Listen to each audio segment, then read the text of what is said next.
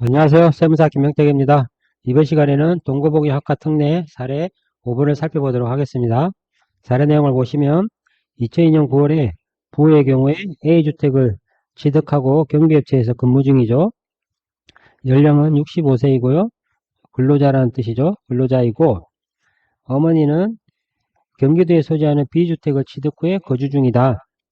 그리고 뭐라고 했습니까? 모는 가정 불화에 따른 별거 목적이다. 가정 불화에 따른 별거 목적으로 경기도에 소재하는 B주택을 취득 후에 거주 중이라고 했죠. 가정 불화 목적으로 지금 별거 중인 상태입니다. 부와 모는. 그리고 자녀는 C주택을 2018년 7월에 취득을 했고요. 이후 22년 7월에 자녀주택 C에서 모와 자가 동거봉양으로 합간 상태입니다. 그리고 23년 1월에 모 소유주택인 B주택을 양도했죠. 질문을 보시면 첫 번째 질문이 부와 자는 별도 세대인지 별도 세대로 판단하는지에 대해서 물으셨고요. 두 번째로는 B주택을 양도시에 비과세가 되는지에 대해서 여쭤보셨습니다. 그러면 첫 번째 질문인 부와 자는 별도 세대인지 부분에 대해서 한번 판단해 보도록 하겠습니다. 우리가 소득세법에서 1세대 1주택, 1세대 2주택 등 이 세대를 판단하면서 세대라는 개념이 나오는데요. 우리가 세대란 거주자 및 그 배우자가 그들과 같은 주거소에서 생계를 함께하는 자와 구성하는 가족 단위를 의미합니다.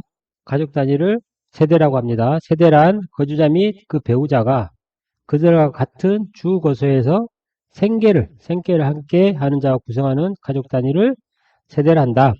이때 그 배우자의 경우에는 이렇게 그들과 같은 주거소에서 생계를 함께 하는 자와 구성하는 가족 단위를 세대라고 했는데요. 배우자의 경우에는 주거소를 달리해도 동일 세대로 판단합니다. 따라서 사례를 보시면 부와 모의 경우에 가정 불화로 인해서 별거 중이죠. 주소와 거소를 달리하고 있다는 거죠. 그런 경우라 하더라도 배우자 관계이기 때문에 배우자의 경우는 동일 세대로 본다. 주 거소를 달리해도 배우자는 동일 세대로 본다입니다. 따라서 모와 부는 동일 세대이다. 그리고 여기서 배우자라고 하면 법률상 배우자를 의미하죠. 법률상 배우자를 의미합니다. 법률상 배우자를 의미하는데 우리가 이 세대를 판단함에 있어서 이 배우자의 범위에 사실혼 관계도 포함을 하고 있습니다. 사실혼도 배우자의 범위에 포함하고 있다. 즉 법률상 배우자는 당연히 이 배우자에 해당이 되는 거고요. 이 사실혼도 배우자의 범위에 포함시키고 있기 때문에 좀 더 배우자의 범위가 확대됐다고 보시면 되겠죠. 근데 이때 사실혼이라고 하면 우리 사실혼은 어떻게 알고 있죠? 사실혼이라고 하면은 법률상의 배우자는 아니나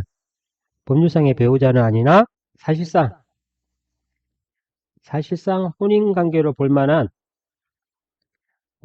볼 만한 실질이 있는 생활 공동생활체를 우리가 일반적으로 사실혼이라고 알고 있죠. 우리가 일반적으로 알고 있는 사실혼은 법률상의 배우자는 아니나 사실상 혼인관계에 있는 공동생활체를 사실혼이라고 한다. 근데 이 세대에서 이 배우자의 범주에 포함시키는 이 사실혼의 경우에는 이 세법상의 사실혼의 경우에는 우리가 알고 있는 이 사실혼의 개념과는 약간 다른데요.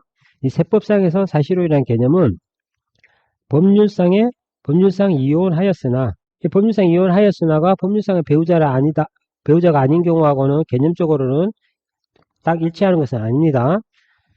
그래서 세법상의 세대의 개념에서 사실혼이 포함시키는데 이 사실혼을 세법상에서는 법률상 이혼하였으나 사실상 혼인관계로 볼 만한 실질이 인정되는 경우에 이 사실혼이라고 하는데요. 우리가 흔히 주변에서 볼 수 있는 게 가장이혼이죠.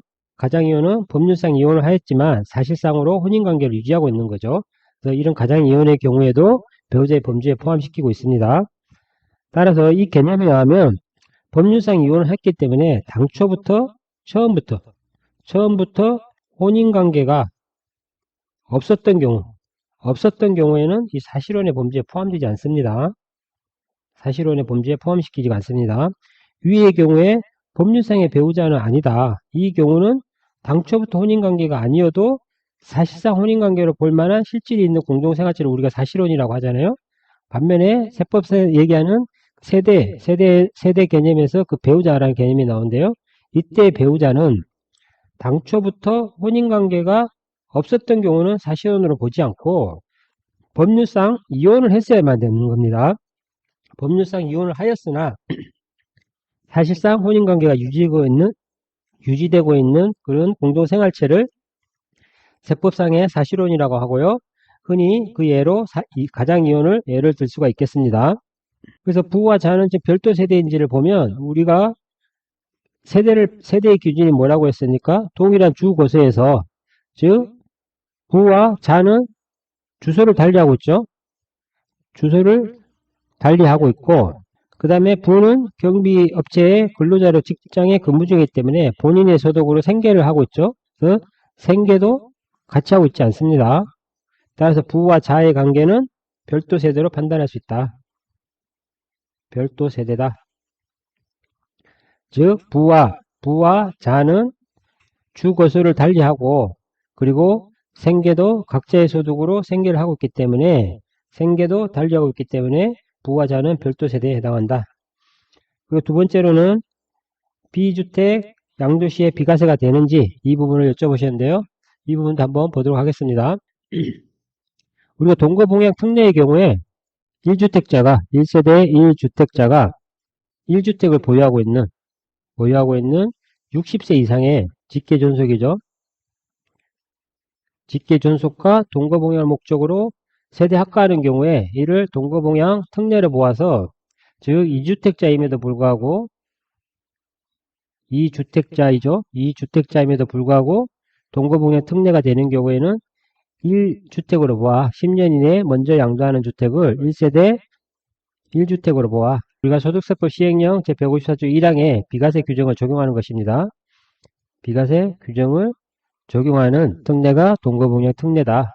이 비과세 규정을 적용한다는 의미는 동거봉양 특례 대상은 되지만 먼저 10년에 먼저 양도하는 그 주택을 양도일 현재 비과세 요건을 충족하였는지를 검토해야 된다는 것입니다. 그래서 요건을 충족하면 동거봉양 특례로 비과세가 되고 요건을 미충족할 때에는 동거봉양 특례의 대상이 되지만 비과세는 적용되지 않는다는 그런 의미인 것입니다. 근데 이 경우에 동거봉양 특례가 이렇게 1세대 1주택자가 1주택을 보유하고 있는 60세 이상의 직계 존비속과 동거봉양 목적으로 세대를 합가하는 경우인데요. 60세 이상의 경우에는 직계 존속 중 두 분 중에 어느 한 분만 60세 이상이면 연령 요건은 충족이 되는 겁니다. 근데 이 경우에 자녀의 경우에는 C주택을 보유하고 있죠. 그리고 부모 세대의 경우에는 부가 A주택을 가지고 있고요. 모가 B주택을 소유하고 있었죠. 부와 모는 배우자 관계이기 때문에 동일세대로 보지 않습니까? 따라서 부와 모는 A, B주택으로 2주택자가 되는 거죠. 그래서 이 경우에는 1주택자와 1주택을 보유하고 있는 60세 이상의 직계존속과 동거봉양하는 경우에 해당되지 않죠. 따라서 동거봉양 합가특례의 대상이 아닙니다. 대상이 아니기 때문에 우리가 이 B주택을 양도할 때, 모 소유의 B주택을 양도할 때는 비과세가 되지 않죠? 비과세가 되지 않는다. 근데 이 부분에서 우리가 한 번 더 살펴봐야 될 부분이 합가 전후의 관계인데요. 합가 전이고, 동거봉양으로 합가 전이고, 합가 후죠. 합가 후인데, 각자 세대별로 한번 판단해 보도록 하겠습니다. 자녀 세대의 경우에는 C주택을 보유하고 있죠. 그리고 부모 세대의 경우에는 부가 A주택, 모가 B주택을 보유하고 있는 이런 상태인데요. 합가 전이라고 하면 자녀 C는 C주택을 양도할 때 비과세를 적용받을 수 있죠. 그리고 부모의 경우는 A, B 둘 중에 어느 하나의 주택을 처분할 때 둘 중 하나는 과세가 되는 겁니다. 둘 중 하나 과세가 되죠.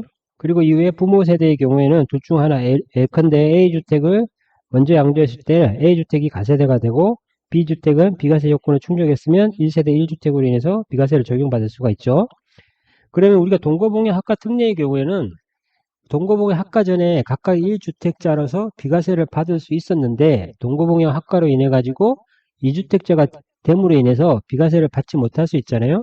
이러한 경우에는 동거봉양을 장려하기 위해서라도 2주택자임에도 불구하고 1세대 1주택자로 보아주는 거죠. 그처럼 그런 아까 전과 후가 이런 양도소득세에 영향을 미치지 않아야 되는데요. 그러면 학과 후를 보시면 학과 후에 예를 들어서 C주택을 양도한다. 일단 학과를 했을 때 지금 1주택자와 2주택자가 지금 학과한 상태지 않습니까? 2주택자가 학과한 상태라서 동거봉양 학과 특례가 적용되지 않기 때문에 C주택을 양도할 때 비과세를 적용받지 못하죠. 그리고 A와 B 둘 중에 어느 하나를 양도할 때 마찬가지로 둘 중에 하나는 과세가 됩니다. A, B 둘 중에 하나는 과세가 되죠. 예컨대 A가 과세된다고 하면 A를 먼저 양도하고 A가 과세된다고 할 때 결과적으로는 최종으로 남은 B주택에 대해서만 비과세가 되는 결과가 초래되죠.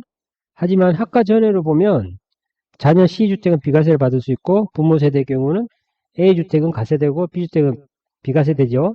오히려 자녀 입장에서는 학과 전보다 학과 후가 더 불리한 상황이 된 겁니다. 불리한 상황이 된 거죠. 이런 동거봉양의 취지를 훼손시키지 않으려면 학과 후에 자녀의 경우에 C주택, 자녀는 1주택만을 보유하고 있기 때문에요. C주택을 양도할 때 이 과세가 되는 부분을 비과세를 적용해 주게 되면 비과세를 적용하면 학과 전과 이제 동일한 상황이 되죠. C주택에 대해서는 비과세가 되고 부모 세대의 경우는 A, B 둘 중에 하나는 과세되고 나머지 하나는 동거봉양 특례에 의해서 비과세가 되거나 최종 1주택으로 인해서 비과세를 적용받을 수가 있기 때문에 이럴 경우에는 동거봉양 학과 특례의 취지도 살리면서 전과 후의 경제 상황이 차이가 없죠. 유지되는 거기 때문에 제가 판단할 때는 이 C주택을 양도한다고 가정했을 때는 C주택에 대해서 비과세를 적용해 주는 게 맞는데요. 지금 실제 국세청에서 보는 실무 사례를 보면은 C주택에 대해서 동거봉양 특례로 비과세가 되지 않는 것 같습니다. 그래서 사례에서는 B주택에 대해서 비과세가 되는지를 여쭤보셨는데요. B주택에 대해서는 비과세가 되지 않고요.